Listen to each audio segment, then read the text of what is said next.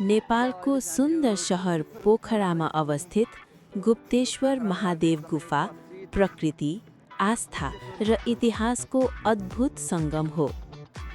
Devi's falls, जसलाई पाताले छाँगो पनि भनिन्छ, त्यसैको नजिक यो पवित्र गुफा अवस्थित छ।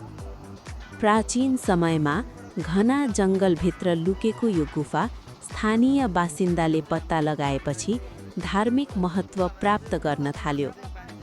गुफाभित्र प्रवेश गर्दा अँध्यारो, चिसो र रहस्यमय वातावरणले सबैलाई आकर्षित गर्छ। ढुङ्गाका भित्ताहरू, छतबाट झर्ने पानीका थोपा र प्राकृतिक आकृतिहरूले यहाँको सौन्दर्य झनै बढाएका छन्।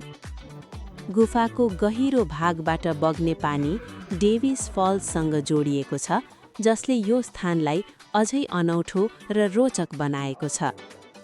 आज गुप्तेश्वर महादेव गुफा सुरक्षित र व्यवस्थित धार्मिक तथा पर्यटकीय गन्तव्यको रूपमा विकास भएको छ।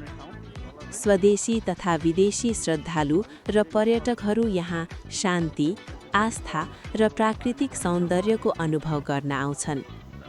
गुप्तेश्वर महादेव गुफा केवल एउटा गुफा होइन, यो प्रकृति र विश्वास बीचको मौन संवाद हो।